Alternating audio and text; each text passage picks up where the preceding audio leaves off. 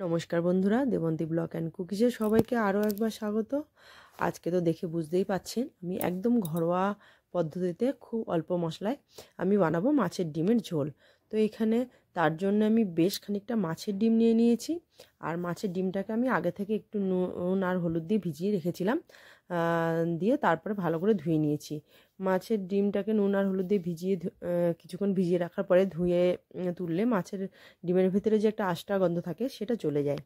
তো এবার ধুয়ে নেওয়ার পরে নুন, হলুদ আর একটু সামান্য লঙ্কার গুঁড়ো আর সামান্য পেঁয়াজ আর দিয়েছিলাম সামান্য বেসন গুঁড়ো।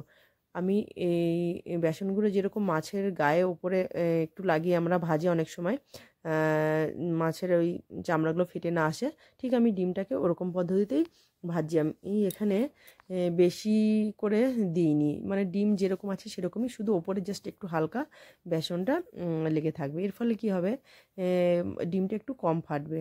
মাছের ডিম ভাজতে গেলে যে ফাটে, আমার তো বাবা ভীষণই ভয় লাগে। তো এর জন্য আমি একটু বেসন দিয়েছি। দেওয়ার পরে এবার ডিমগুলোকে সুন্দর করে ভেজে তুলে নেব। আর এই যে দেখুন, যেরকম ডিম সেরকমই আছে। কি হয়, আমরা মাছের ডিমের বড়া অনেক সময় যখন খাই তখন ওর মধ্যে একটু বেশি করে বেসন আর পেঁয়াজ দিয়ে করি, কিন্তু এখানে আমি যেহেতু ঝোল বানাবো আর বেশি করে যদি বেসন দিই তাহলে ডিমের যে স্বাদ সেটা বোঝা যাবে না। এই কারণে আমি একদম সামান্য বেসন দিয়েছি আর অল্প পেঁয়াজও দিয়ে দিয়েছি, যাতে একটা সুন্দর গন্ধ বেরোয়। তো এবার এক পিঠ ভাজা হয়ে গেছে, ডিমগুলোকে তুলে নেব আর মানে উল্টে দেব, আর উল্টে দিয়ে আর এক পিঠ সুন্দর করে লাল লাল করে ভেজে নেব। আর এই ডিমের ঝোলটা করার জন্য এর মধ্যে আলুও দেওয়া যেতে পারে, কিন্তু আজকে আমি আলু দেব না, শুধু ডিম দিয়ে মানে শুধু ডিমেরই ঝোলটা বানাবো। তো এদিকে ডিমটা ভাজা হতে থাকুক, আর চলুন ওইদিকে একটু মশলা বেটে নেওয়া যাক। এখানে আমি পেঁয়াজ, কয়েকটা কাঁচা লঙ্কা আর কয়েক কলি রসুন দিয়েছি, একটা পেস্ট বানিয়ে নেব। এদিকে ডিমগুলো ভাজা হয়ে গেছে, তুলে নিয়েছি। আর এইভাবে বাকি যে ডিমগুলো সেগুলো ভেজে নেব। আর এদিকে পেঁয়াজটাও বাটা হয়ে গেছে। এবার ডিমগুলো বাদবাকি যে ডিম দিয়েছিলাম সেগুলো ভাজা হয়ে গেছে, সব ডিমগুলোকে তুলে নিচ্ছি। আর দেখুন, ডিমগুলো যখন ভাজা হচ্ছিল তখন তেলের ভিতরে যে মানে একটা কীরকম গেজা গেজা হয়ে পুরো কড়াইটা ভর্তি হয়ে গেছে। তো আমি উপর থেকে ডিমগুলো তুলে নিয়েছি, আর যে তেল বেঁচেছিল তার মধ্যে সামান্য একটু তেল দিয়ে জিরে ফোড়ন দিয়ে দিয়েছি।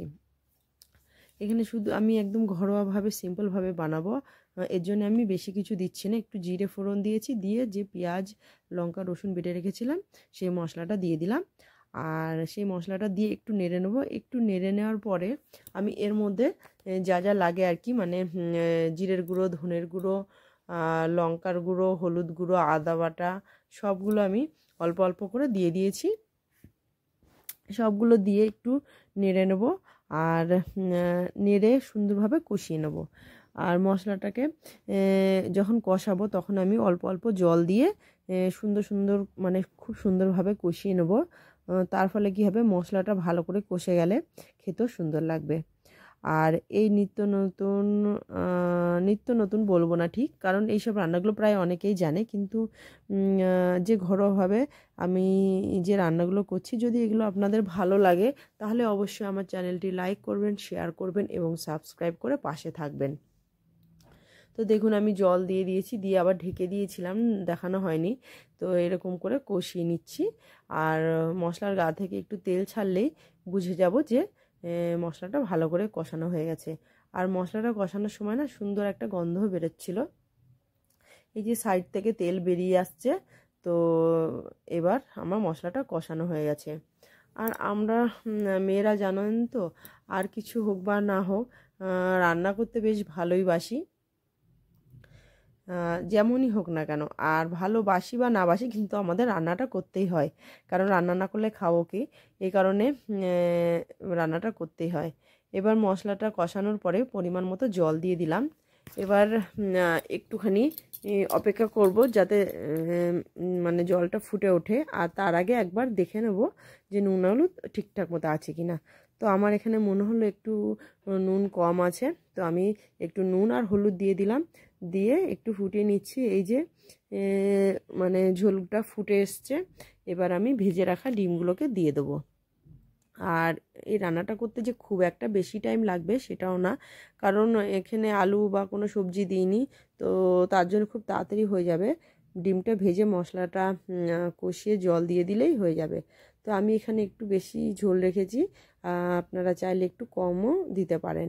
এই যে ডিমটা দেওয়া হয়ে গেছে, এবার আরও একটু ফুটিয়ে নেব যাতে ডিমের ভেতরে ঝোলটা মানে ভালো করে ঢুকে যায় আর ডিমটা নরম হয়। তো এই যে টকবক করে ফুটে উঠেছে, এবার ওপর থেকে গরম মশলা ছড়িয়ে নামিয়ে নেব। আর এই রান্নাটা ভাতের সঙ্গে তো খুব ভালো লাগে খেতে, একদম গরম গরম ভাত হবে, আর তার সঙ্গে এই ডিমের ঝোলটা যদি হয় তাহলে আর কিছুই লাগবে না, শুধু এই ডিমের ঝোল দিয়েই এক থালা ভাত খাওয়া হয়ে যাবে। তো দেখুন রেডি হয়ে গেছে আজকে আমাদের ডিমের ঝোল, মানে মাছের ডিমের ঝোল। তো রান্নাটা কেমন লাগলো অবশ্যই কমেন্ট করে জানাবেন। সবাই ভালো থাকবেন, সুস্থ থাকবেন। আজকের মতো এই পর্যন্ত, দেখা হবে।